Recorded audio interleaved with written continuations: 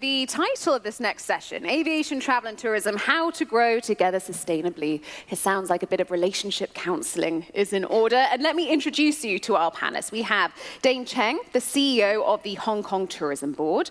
We have Julia Simpson, President and CEO of World Travel and Tourism Council. We have Donald Payen, who's the Chairperson of the Mauritius Tourism Promotion Authority. And Paul Griffiths, CEO of Dubai Airport. So we have some great destinations. An interesting fact, everyone here has worked for an airline in a former life, which may help illuminate this discussion, I think.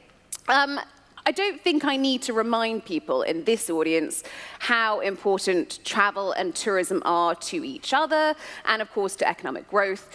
But sometimes it does maybe feel like governments don't value this enough. And Julia, I thought maybe you could kick us off and paint a picture of how these relationships should work.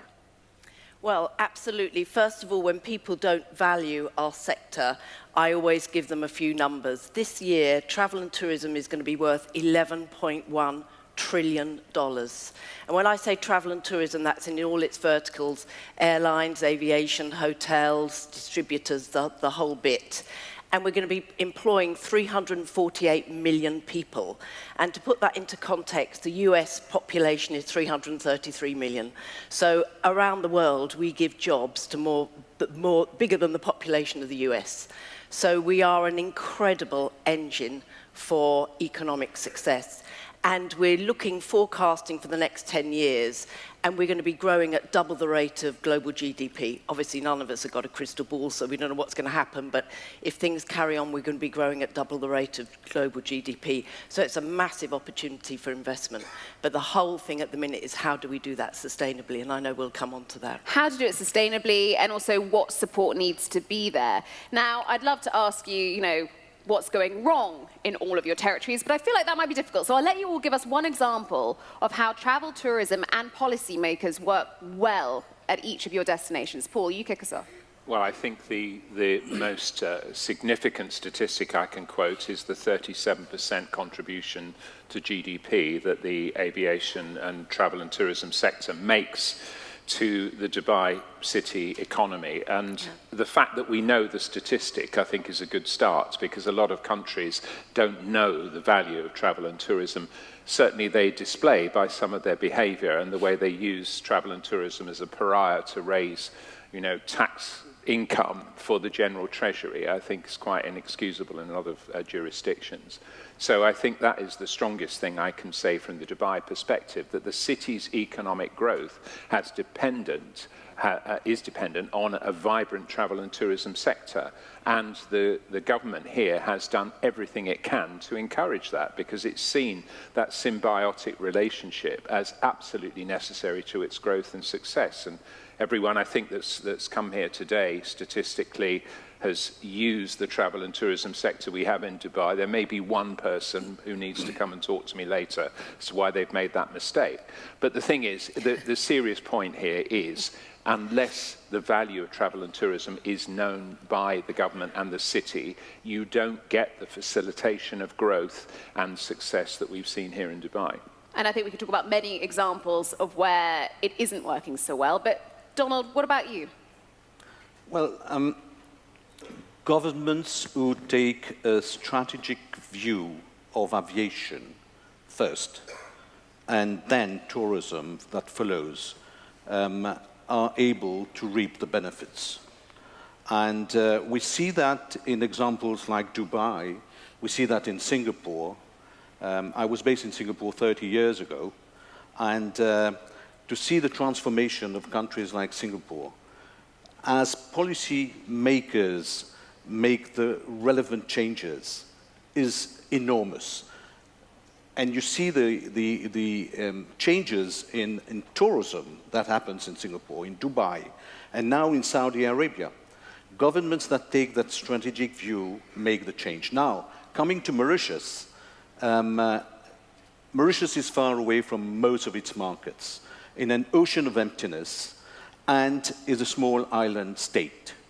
And small island states depend totally on international aviation for their growth, for their connectivity, but for their survival as well. And tourism as part of it is a low-hanging fruit. So the government of Mauritius has put their money where their mouth is, and the contribution to GDP of Mauritius, which was direct contribution 9% in 2019 prior to COVID, in 2023 has come up to 10%. And if you look at the figures provided by WTTC and the Oxford Economics, the total contribution, direct, indirect, induced, and catalytic of travel and tourism goes up to 24%. And for SIDS, and SIDS in general, it goes up to 60% in certain SIDS. So travel and tourism is the future for economic growth for the type of countries that we are, that is small island states. Well, this is so interesting because I feel for both Dubai and Mauritius, clearly travel and tourism is a huge part of the economy, which certainly lends weight when it comes to the government giving it the attention it perhaps deserves. Walk us through how it's working in Hong Kong. Well, Hong Kong, we've never had the tourism industry as a big chunk of our GDP. We are known as the international financial center, business center, the world city in Asia. But it's important for us because I think one thing I want to put into context is for our part of the world, for Hong Kong, for China mainland, and in fact, the majority of Asia, we only reopened the border for travel about 14, 15 months ago. So unlike, some parts of the world, Europe, USA, has been reopened like at least a year ahead of us. So it's important for us, like, for example, in Hong Kong particularly, because before the COVID, we were having issues, the social unrest and so on. So it's more difficult for us and important for us to actually announce and tell the world that we have reopened. So hence, the government working with us very closely and supporting us to tell the Hong Kong stories and to tell the China story about we are back in the tourism landscape. And you have the added challenge, of course, of some foreign offices around the world warning citizens about traveling to Hong Kong due to the Chinese security legislation. How do you address that? That's a difficult part. I mean, we've all sort of read papers and international media. Our friends, expatriates living in Hong Kong, Tony Tyler, for example, always shuttling between Hong Kong and France, and he's always being asked by his friends in Europe about, what's it like in Hong Kong and how's things going in Hong Kong. Now, I think it's very clear that, we have always been a very safe city. We do. Some people actually even asked me that. Some people didn't even know that there's a boundary between Hong Kong and the mainland. So there's a crossing border issue there. So everything actually remains, the same as we've always been, in Hong Kong. And the story that we need to tell is more difficult a story, so we want to invite more people to come to Hong Kong, so seeing is believing. Seeing is believing. Julia, I feel like travel and tourism gets a bad rep, perhaps more in Europe, perhaps more in the UK, where governments are quite quick to paint it as a great polluting industry, something that needs to be taxed, punished. Do you think the pandemic has changed that at all, once we had a global reset? Yeah, I think there's a big danger seeing the world through a European lens. It's a big mistake. It's bleak. The fastest growing region of travel and tourism is the Asia Pac, and it's going really fast, and they don't have any of those qualms whatsoever. You get this kind of end of empire feeling about Europe at the minute. It's very introspective. It's into the blame game about everything. Because, if we're giving 1 in 10 jobs to people in Europe and creating 1 in 10 of the euros in Europe, they should sit up and listen. And I actually won't take any of it. I mean, I heard, Willie yesterday talking about single European skies. And it's taken them over 20 years to come up with the biggest muddle fudge that you have ever seen. And it's a disgrace. So they have absolutely no right to turn around to us as industry and tell us what we should be doing and what we shouldn't be doing. In fact, the greatest drive of sustainability, the answers will come from industry. I remember when I joined BA also, it made me laugh when you said at the beginning, we've all got an aviation background. I think it's the only reason we've been let in, But I remember, Sorry, I've lost my thread now. But, you know, yes, so when I joined WTTC, I said, so what is our carbon footprint, you know, globally for travel and tourism? And they went, well, we don't know, but, you know, Skift said 14%, and the UNWTO did a study once, and it was this. And I said, well, listen, if we can't count it, we can't control it. I said, but it's very difficult, you see, because airlines have these challenges. Hotels, it's a different, if you're a tour operator, if you're Google. I said, we've got to try, we've got to do it. So we did sit down with partners, Oxford Economics, and actually credit to Saudi Arabia, who actually sponsored it. We're not for profit, we don't have tons of cash. And that is another example of, you know, $900 billion being invested into travel and tourism in a country that's already wealthy. It's a classic example. Anyway, to cut a long story short, we did manage to count what our carbon footprint is. And this is actually very helpful for aviation, because travel and tourism is responsible for 8.1% of greenhouse gas emissions globally. Of that 8%, okay, 40% comes from travel. As you would expect, our business is to move people around the world. Okay, of the 40%, everyone said to me, oh, that's all the aviation. No. I said, no, it's not. Over 50% of that 40%, if anyone's still following me here, is actually ground transport. All those little trucks and cars and vehicles bebopping all over the world, it's not aviation, and that is the point that I make. And so if we really, and then 25% of our carbon emissions come from energy use. So, you know, it's really important that we put a proper focus on ground transportation globally. Although I was speaking with one of my Mexican members, and I was being a bit stupid. It happens sometimes. And he was a far-flung place. Actually, he wasn't a member. He was a local politician.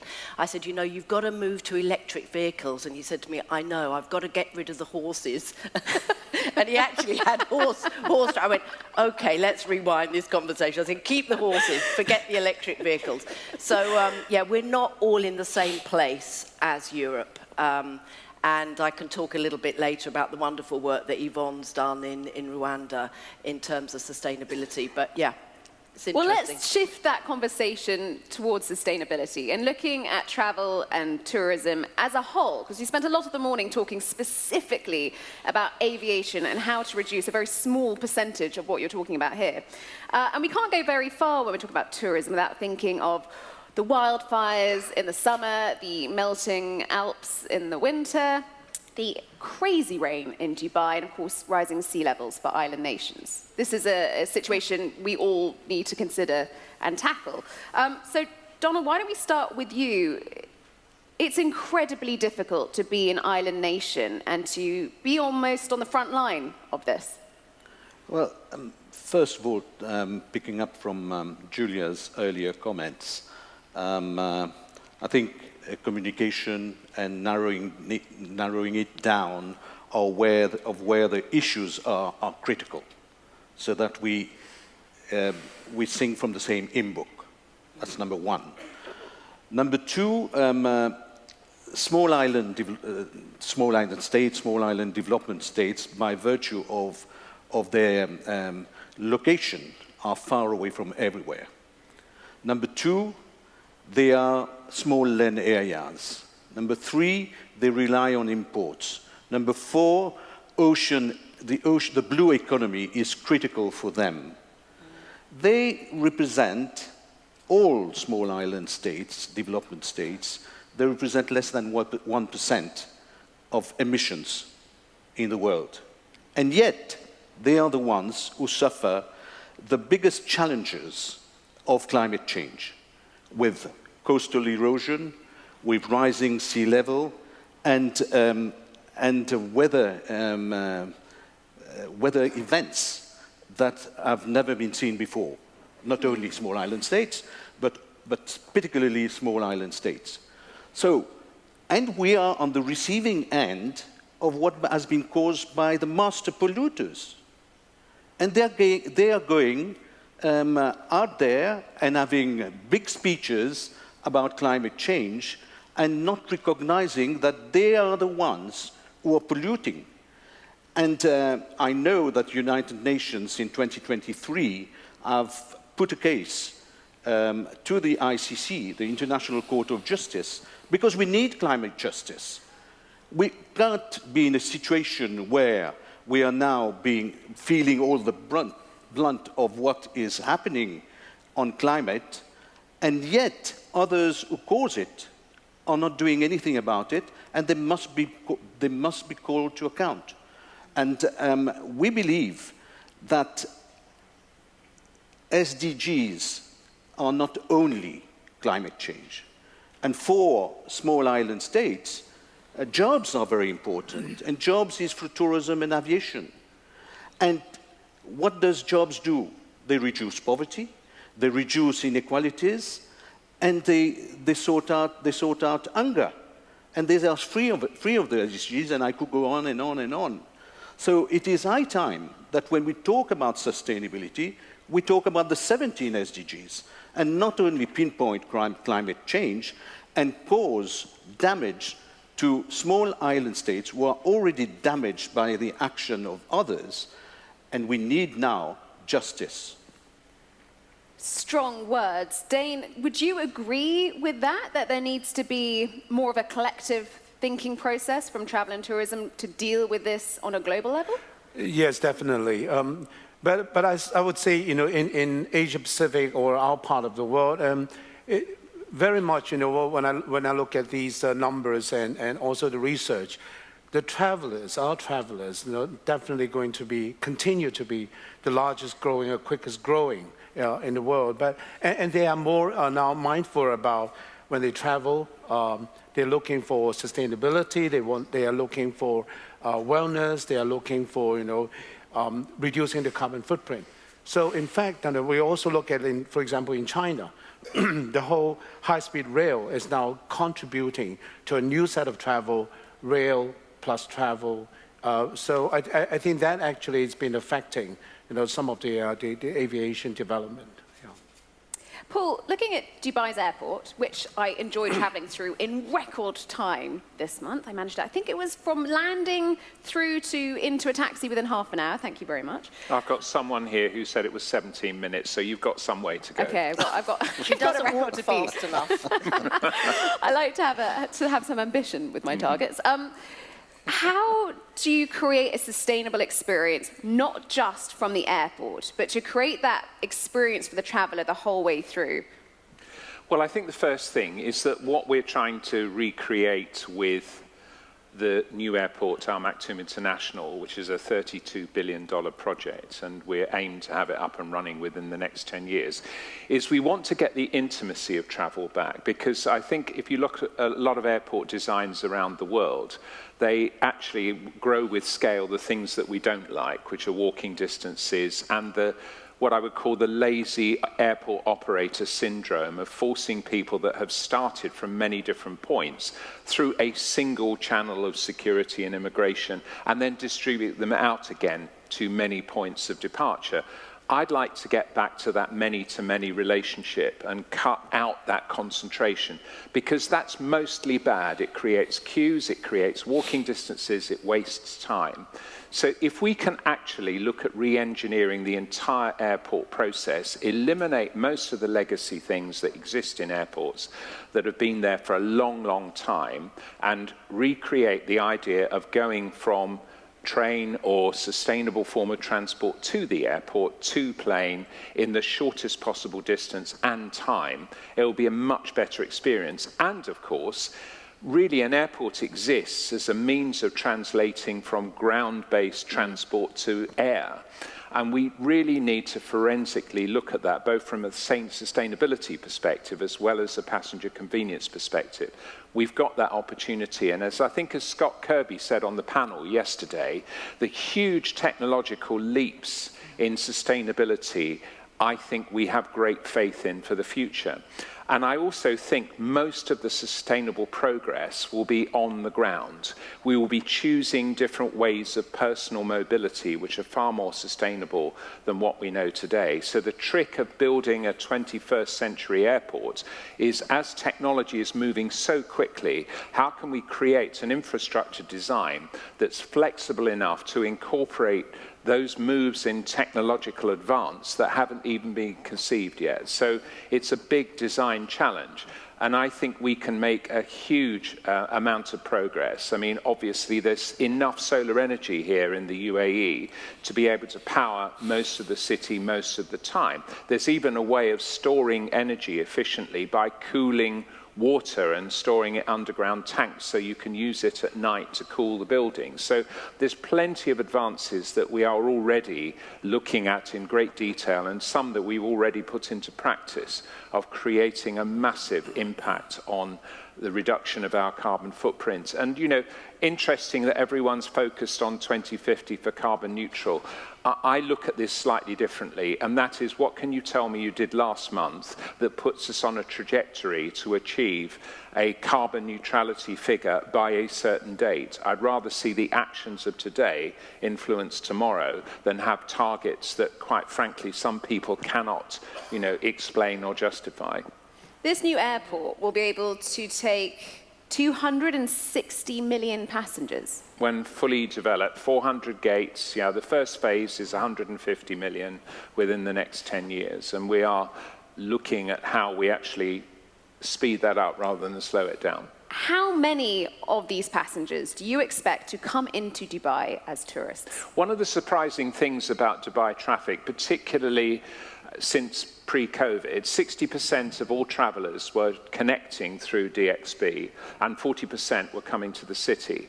I think the government here did an exceptionally great job in promoting Dubai as a safe, medically advanced place to come and work and live. And as a result of that, that's actually flipped on its head.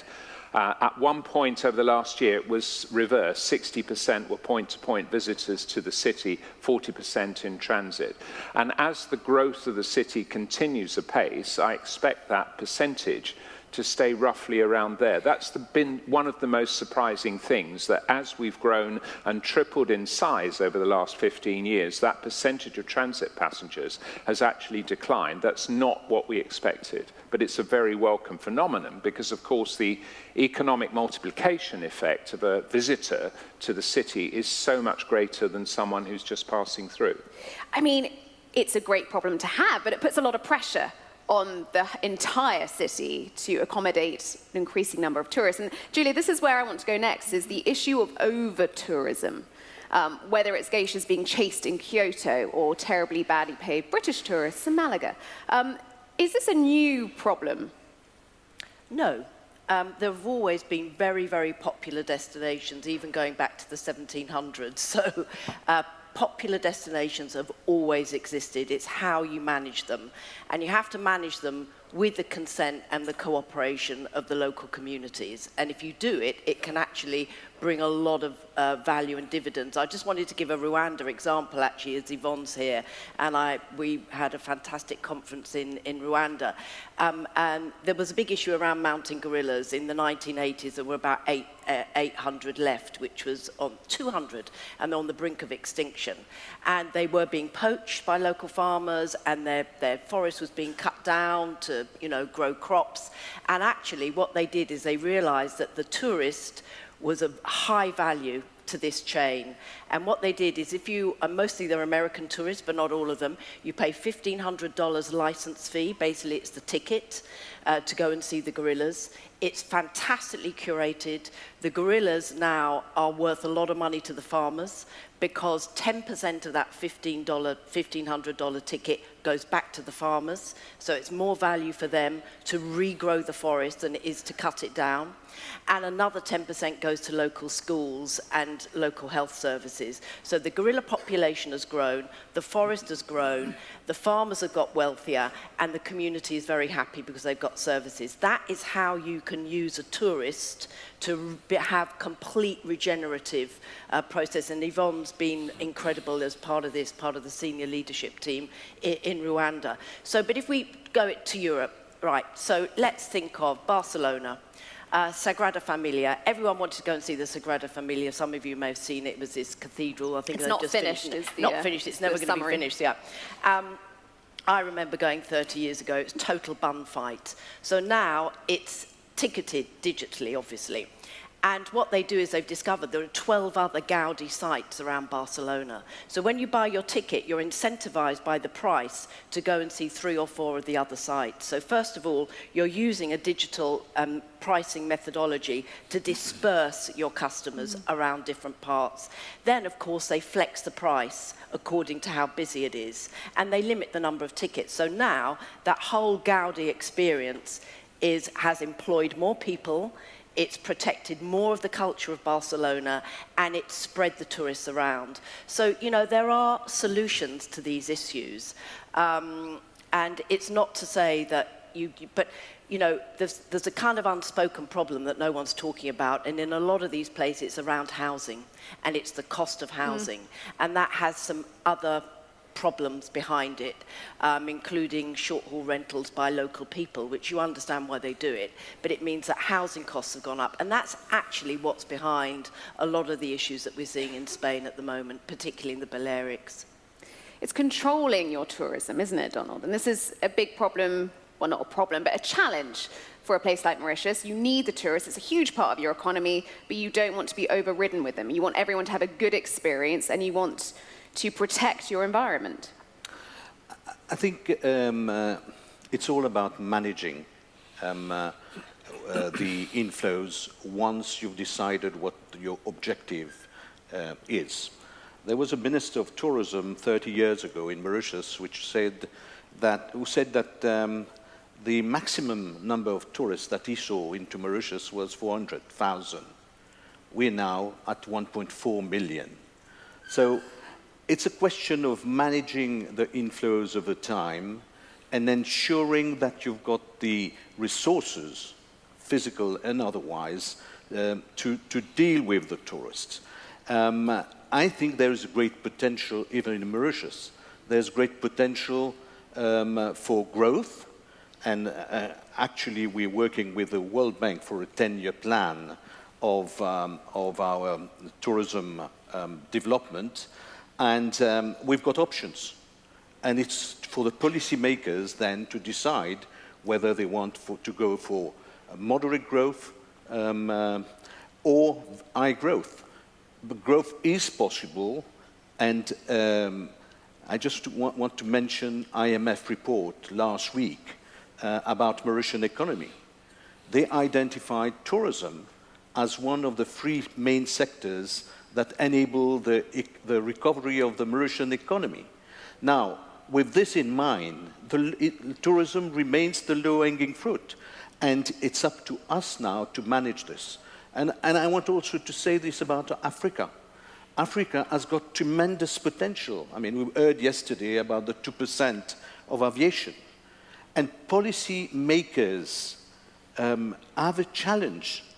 And those who will harness the power of aviation and harness the power of tourism, and once they've decided that strategic vision, is put their money where their mouth is. And it can be enormous contribution and a change for these economies, which are challenged currently, and especially for jobs, because jobs are one of the things that are extremely important for Africa. Dane, Hong Kong is such a dynamic, exciting city. It's such a wonderful tourist destination. And you have an interesting balance, because you have to be a great destination both for the mainland Chinese tourist and for the expat international tourist. How challenging is this? And is the balance shifting in terms of who's visiting Hong Kong? I think over-tourism hasn't actually started yet in Hong Kong, I mean, post-COVID, or in Asia. Well, maybe we've already seen in the news about Japan.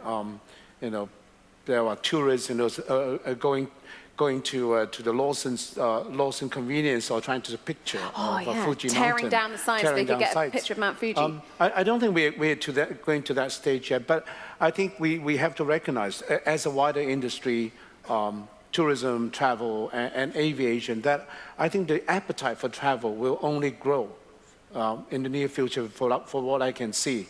Particularly now with the technology, with online and everything, you know, people will be traveling and working at the same time.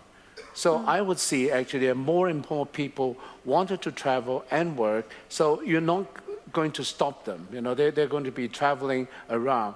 And what I also see is people are taking, like what we have sort of predicted, people want to travel and also experience in a sort of with a deeper, in-depth experience.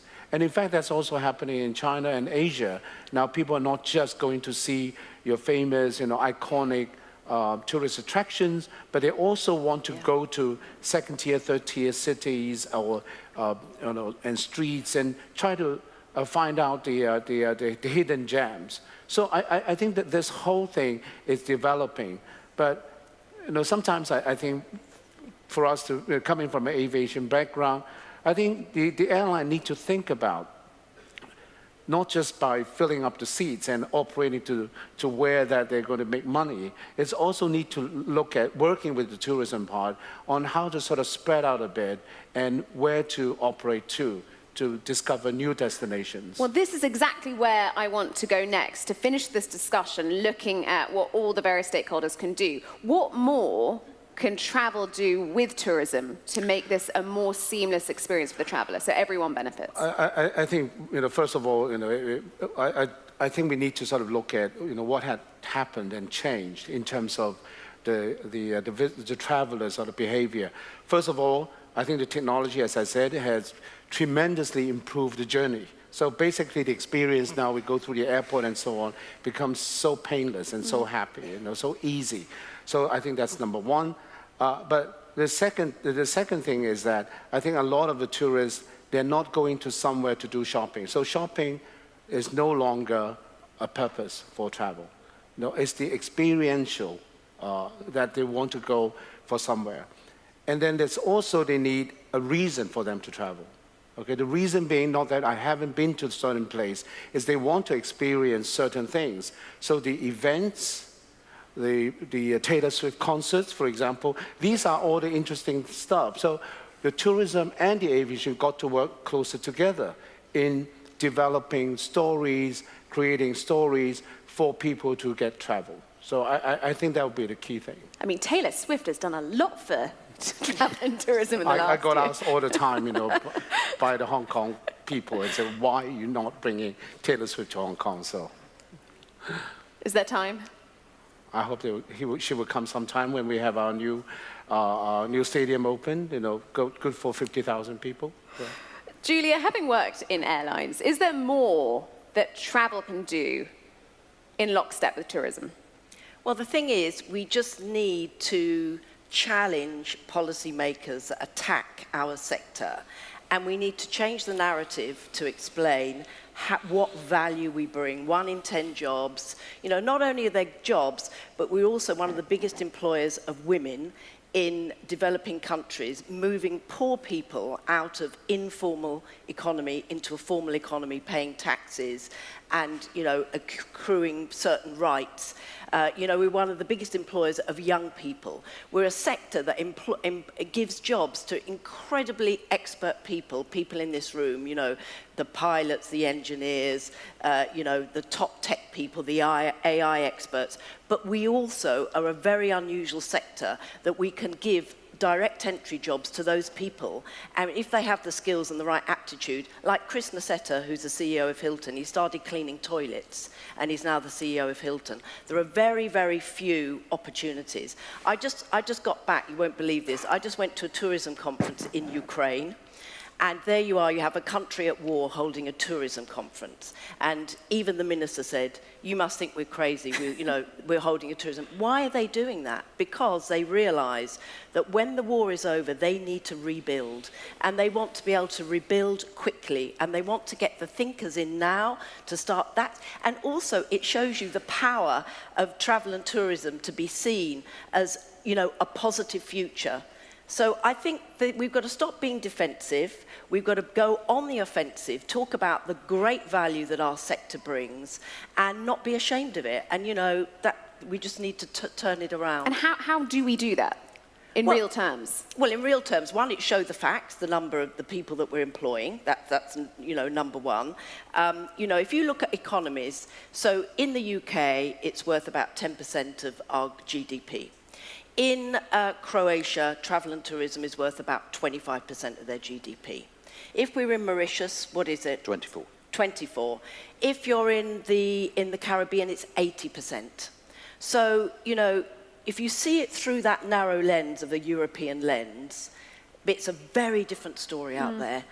People really why are the Saudis coming to us and say, help us build a tourism sector? Why are they doing that? So it's got a great power to, you know, regenerate, and also it's got a great power, a soft power of diplomacy and understanding cultures. Because that's, as someone was saying on the panel yesterday, I think it was Scott, he was just saying, you know, during the pandemic, we all kind of turned inward and became very, very insular. You know, if you want to really stop wars and get people to understand each other, get them traveling around the world. So let's stop being defensive, let's get out there and tell our story about the powerhouse that we are. I believe communication is key, and I was tempted to say that our industries, travel and tourism and aviation, we've somewhat failed in our communications. But then I was asked to be diplomatic about it and said that this is there's room for improvement in terms of communication. But we've been talking about it for quite a long time. And let's recognize that we are challenged. Now, tourism, travel and aviation have got the same issues, and the fingers are being pointed at us. So we need to get together. And I know that UN Tourism and the International Civil Aviation Organization, government bodies, are trying to do that. And it's gratifying to note that the private sector organizations, the airlines, IATA, the World Travel and Tourism Council are coming together. But alignment is important. And the narrative must be, there must be one narrative that is agreed by everybody, because the power of aviation and tourism is great. And I want to touch on another aspect of travel and tourism, is tourism as an instrument for peace. And probably we don't recognize enough the power of these two sectors in promoting peace. And that's why UN Tourism has accepted our suggestions last year for this year, 2024, the 27th of September, to be named Tourism for Peace. And there couldn't be a better timing, because there's so much problems, so much issues in the world. And tourism ensures that people-to-people diplomacy work, that people-to-people exchange make better understanding. A last point, if you allow me, is with regard to the pandemic. I've heard very little about the pandemic. It's very good that we're turning the page. But at the same time, it's extremely important to learn the lesson from the pandemic, to appreciate what havoc it caused to the travel and tourism and aviation industries. And we've not yet learned the lesson. And the WHO convention, which was due to be approved now, is still in the making, because there's no approval by all the states. As you know, conventions must be approved by all the states. So I invite all the private sector organizations, World Travel and Tourism Council, IATA, ICAO, the public sector organization, ICAO and UN Tourism, to put pressure to ensure that that convention is approved at the earliest, because we don't know when the next pandemic will hit us. And when it hits us, we better be prepared.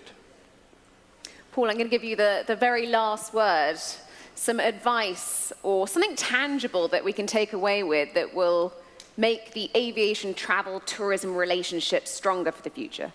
Well, I think the thing is, as an industry, we are plagued by legacy. We don't know what's coming around the corner, but I think it's going to be a bit of a sledgehammer, because if you look at the way that youth is interacting with so many industries around the world, it's a complete anathema to most of the processes that we follow.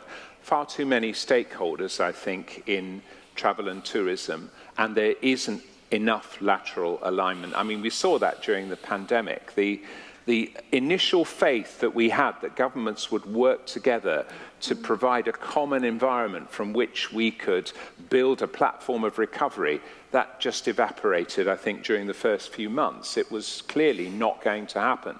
And I think, you know, if you look at what's happened in other industries, look what Amazon has done for retail, look what Uber has done for the individual taxi driver, those new technologies will come along and sweep aside all of those barriers that we have and make actually the entire process far, far easier to navigate for the consumers of the future. And I think we have to preempt this by working much, much more closely together. You know, I came into the airport industry because I felt I could make a difference, because working for an airline, I'd been a customer, so I knew how bad it was. And I think the thing is, what we've been able to build here in Dubai is probably one of the closest relationships between airports being a critical part of the tourism infrastructure supply chain and being a bit humble about that position, and to know that airlines are spending, you know, billions of dollars attracting customers, and our job is to join hands with them and serve them as well on the ground as they're served in the air. Now, I think that's just one example of the level of collaboration. And we've talked about over-tourism. You know, look, destinations have capacity limits. Why are they not properly managed? A bit like the example that Julia gave in Barcelona, which is excellent, the way they're managing their limited capacity. Now, we can do that across the sector far more effectively than is being achieved at the moment, but it requires a degree of lateral collaboration which actually acknowledges that all those silos and barriers that we've built up into these vertical empires over the last, 100 years have got to come down. Technology will sweep them aside. The consumer of the future will sweep them aside. We as an industry have to be ready to embrace that 90-degree change. Very good. To all of our panelists, thank you very much for your insights, and I will hand it back to Anita.